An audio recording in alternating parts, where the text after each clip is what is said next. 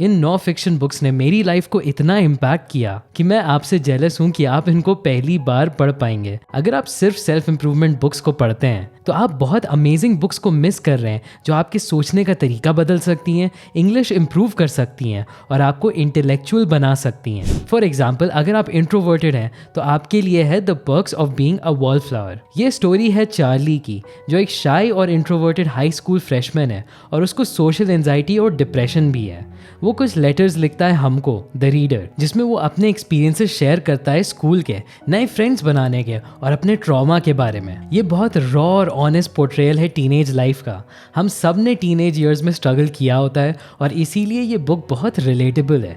इसमें heavy themes भी हैं जैसे मेंटल इलनेस, अब्यूज और सब्सटेंस अब्यूज, लेकिन एंड में एक पॉजिटिव मैसेज उभर के आता है। चार्ली के स्ट्रगल से आप रिलेट कर पाओगे अगर आप भी कभी आउटसाइडर जैसा फील किए हो। ये बुक हमें सिखाती है कि क्यों हमें लोगों के साथ अच्छा बिहेव करना चाहिए और कैसे आपकी कोई छोटी अच्छाई किसी की लाइफ बचा सकती है। मैंने ये बुक पढ़ी थी जब मैं स्कूल में था और मैं भी एक आउटसाइडर जैसा फील करता था। इसने मुझे होप दिया, ये फील कराया कि मैं अकेला नहीं हूँ। और इस पे एक मूवी भी बनी है स्टारिंग एमा वॉटसन। और फन फैक्ट, ये सीन मेरे टॉप 5 फेवरेट मूवी सीन्स में है। लेकिन अगर आप फील करते हो कि आपको कोई समझता नहीं है और आपके अंदर बहुत टैलेंट्स छुपे हुए हैं तो आपके लिए जॉनथन लिविंगस्टन सीगल परफेक्ट है। ये स्टोरी है एक सीगल की जिसका नाम है जॉनथन, जो बोर हो चुका है अपने डेली रूटीन से और उसको कुछ बड़ा करने का मन करता है। वो अपने लिमिट्स को एक्सप्लोर करता है, अपने आप को पुश करता है और फास्टर और हायर जाने के लिए, और इस प्रोसेस में वो एक बहुत डीप सेंस ऑफ मीनिंग और पर्पस डिस्कवर करता है। इस बुक की थीम है सेल्फ डिस्कवरी और पर्सनल ग्रोथ। ये हमें इनकरेज करती है अपने लिमिटेशंस को छोड़ने की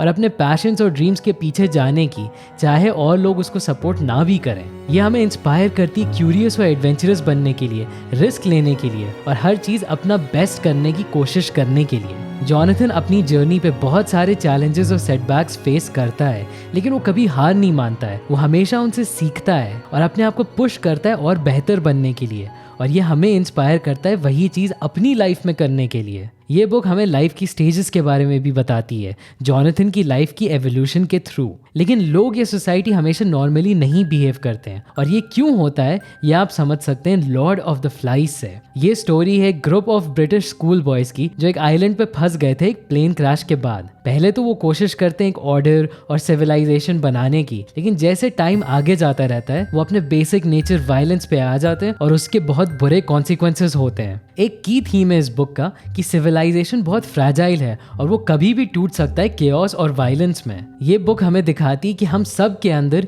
इविल होने का पोटेंशियल होता है। हमें भीड़ चाल से क्यों बचना चाहिए और हमें इंडिपेंडेंट थिंकर क्यों बनना चाहिए, ये आपको इस बुक को पढ़ के समझ में आएगा। एक और इम्पोर्टेंट थीम है इस बुक में लॉस ऑफ इनोसेंस। ये बच्चे शुरुआत में बहुत इनोसेंट थे, लेकिन उस आइलैंड पे जो उन्होंने एक्सपीरियंस किया उसने उनको बदल दिया। उनको अपनी मौत के बारे में सोचना पड़ता है और हार्श रियलिटी फेस करनी पड़ती है और बहुत ही जल्दी उनका इनोसेंस खत्म हो जाता है। इसीलिए हमें फिक्शन बुक्स पढ़नी चाहिए, क्योंकि लाइफ हमेशा पॉजिटिव नहीं होती और डार्क स्टोरीज पढ़ के हम लोगों को और सोसाइटी को और समझ पाते हैं। लेकिन कुछ लोग तब भी सोचते हैं कि हमेशा पॉजिटिव सोचना चाहिए, तो उनको कैंडिड पढ़नी चाहिए। कैंडिड स्टोरी एक यंग और नाइव लड़के की जिसको अपने कैसल से निकाल दिया जाता है और वो एक जर्नी पे जाता है अपने ट्रू लव को ढूंढने की। उसकी जर्नी में उसके साथ बहुत बुरी चीजें होती हैं, वॉर, नेचुरल डिजास्टर्स और पर्सनल ट्रेजेडी, और सारी जर्नी में वो हमेशा कोशिश करता है पॉजिटिव रहने की और वो हमेशा किसी भी सफरिंग को पॉजिटिवली देखने की कोशिश करता है और वो बहुत इनोसेंटली सोचता है कि हर बुरी चीज में कुछ ना कुछ अच्छा होता ही है। ये बुक वोल्टेयर ने लिखी थी फिलॉसफी ऑफ ऑप्टिमिज्म को क्रिटिसाइज करने की। वो हमें दिखाना चाहते थे कि क्यों हमेशा पॉजिटिव सोचना सही तरीका नहीं है लाइफ को जीने का। वो हमें चैलेंज करते हैं अपने खुद के अजम्पशंस को क्वेश्चन करने की और वो हमें नए तरीके से सोचने के लिए मजबूर करते हैं। इस स्टोरी में कैंडिड अलग अलग तरह के लोगों से मिलता है जो उसके अलग अलग बिलीव्स को चैलेंज करते हैं। और हाँ, कैंडिड फाइनली अपने ट्रू लव क्यूनेगॉन्ड से मिल जाता है, लेकिन उसकी लाइफ में बहुत सारी ट्रेजेडीज हुई होती हैं और कैंडिड अपने लव की फीलिंग्स भी क्वेश्चन करने लगता है। कैंडीड में वैसे प्यार बहुत बड़ा थीम नहीं है, लेकिन नेक्स्ट बुक नॉर्वेजियन वुड में वो बहुत ही बड़ा थीम है। अगर आप ब्रेकअप के बाद रोना चाहते हो तो ये जरूर पढ़ना। इस बुक की स्टोरी है टोक्यो में इन द 1960s और वो फॉलो करती है तोरू वतनाबे को। तोरू एक कॉलेज स्टूडेंट था जो बहुत डीपली अफेक्ट हुआ था अपने बेस्ट फ्रेंड के सुसाइड के बाद, जिसका नाम किजुकी था। लेकिन तोरू को किजुकी की गर्लफ्रेंड से प्यार होने लगा, जिसका नाम नाउकू था, जो खुद ग्रीफ और डिप्रेशन से स्ट्रगल कर रही थी। जैसे वो दोनों पास आते गए, उनको एक दूसरे के साथ एक सुकून मिलता था, लेकिन उनकी रिलेशनशिप और कॉम्प्लिकेटेड हो गई क्योंकि अल्टीमेटली वो अपने बेस्ट फ्रेंड की मौत की वजह से साथ में आए थे। सबसे इंटरेस्टिंग चीज इस बुक की मुझे ये लगी कि वो ह्यूमन एक्सपीरियंस प्यार का कैसे दिखाता है। मुराकामी की राइटिंग से आप कॉम्प्लेक्स इमोशंस को समझ पाएंगे। सारे कैरेक्टर्स परफेक्ट नहीं होते, उनके फ्लॉज और इम्परफेक्शंस होते हैं, जिसकी वजह से वो हमें और रिलेटेबल लगते हैं। इस बुक में मेंटल इलनेस को भी बहुत एक्सप्लोर किया गया है। नाउकू बहुत ज्यादा स्ट्रगल करती थी डिप्रेशन के साथ और तोरू उसको सपोर्ट करने की कोशिश करता था और इसमें बहुत ज्यादा हार्ट ब्रेक भी होता था। लेकिन ये स्टोरी सिर्फ लॉस और ग्रीफ की नहीं है, ये स्टोरी है लव और होप की भी। इस नॉवल में लव, सेक्स और रिलेशनशिप्स एक बहुत फ्रैंक और ऑनेस्ट तरीके से डिस्कस किया जाता है और इसीलिए मुझे फिक्शन रीड करना बहुत पसंद है, क्योंकि ये हमें ऐसी जगहों पे ले जाता है जिसके बारे में सोसाइटी बात नहीं करती है। यह हमें खुद के इमोशंस एक और गहरे लेवल पे अंडरस्टैंड करने में हेल्प करते हैं। इसी तरीके से कुछ बुक्स हैं जो हमको पॉलिटिक्स समझने में भी हेल्प करती हैं, जैसे 1984। ये एक डिस्टोपियन नॉवल एक टोटलिटेरियन रिजीम की जो लोगों के लाइफ के हर एस्पेक्ट को कंट्रोल करती है। ये स्टोरी विंस्टन स्मिथ को फॉलो करती है, जो एक लो रैंकिंग मेंबर होता है पार्टी का, जिसके दिमाग में कुछ कुछ पॉलिटिकल क्वेश्चंस आने लगते हैं और विंस्टन जितना सच के पीछे जाता है उतना उसको पार्टी के प्रोपेगेंडा के बारे में पता चलता है और सर्वेलेंस स्टेट की सच्चाई समझ में आती है। जॉर्ज ऑरवेल हमें इस बुक से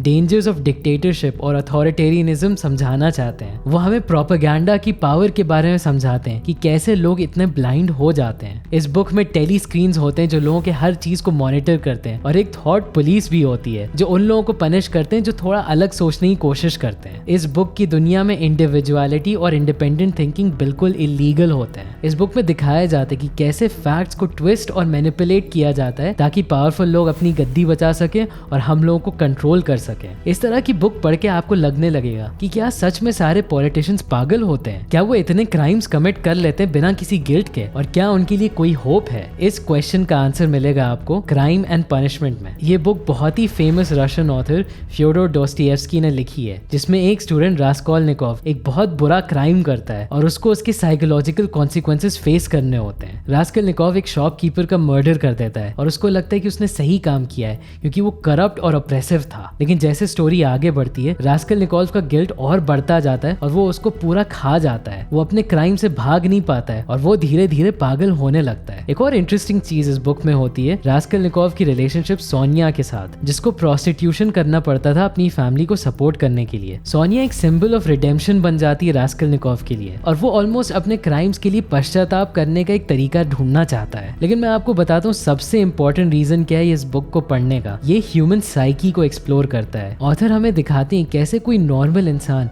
एकदम से इतना बड़ा क्राइम करके पागल होने लगता है और जैसे जैसे आप उसके थॉट्स के बारे में पढ़ते रहते हैं वैसे वैसे आप एक पागल इंसान को भी समझने लगते हैं। जब मैंने ये बुक पढ़ना खत्म कर लिया था तो कुछ दिन में काफी अजीब से स्टेट में था, क्योंकि ये काफी डीप, थॉट प्रोवोकिंग और भारी बुक है। और इस तरह की बुक पढ़ने के बाद परफेक्ट होगा कि आप द अल्केमिस्ट पढ़ें। द अल्केमिस्ट स्टोरी है सैंटियागो की, जो एक यंग शेपर्ड होता है और उसका सपना होता है ट्रेजर ढूंढने का इजिप्शियन पिरामिड्स के नीचे। अपनी जर्नी में वो बहुत सारे कैरेक्टर से मिलता है जो उसको ट्रू मीनिंग ऑफ लाइफ समझने में हेल्प करते हैं और इम्पोर्टेंस सिखाते हैं अपने ड्रीम्स को फॉलो करने का। सैंटियागो एक अल्केमिस्ट से मिलता है जो उनको प्रिंसिपल्स ऑफ अल्केमी सिखाते हैं और उसको अपने अंदर ट्रेजर डिस्कवर करना सिखाते हैं। अल्केमिस्ट सैंटियागो को एनकरेज करता है कि तुम अपनी दिल की सुनो और फाइनली वो अपनी डेस्टिनी को हासिल कर लेता है। सैंटियागो ये सीखता है कि उसके ड्रीम्स रैंडम नहीं होते हैं, बल्कि वो यूनिवर्स का एक तरीका है उसको अपने ट्रू पर्पस को डिस्कवर कराने का। ये मैसेज बहुत लोगों से रेजोनेट करता है क्योंकि हम सब लोगों के ड्रीम्स हमको एग्जैक्टली पता नहीं होते कहाँ से आ रहे हैं, लेकिन हमें अंदर से फील होता है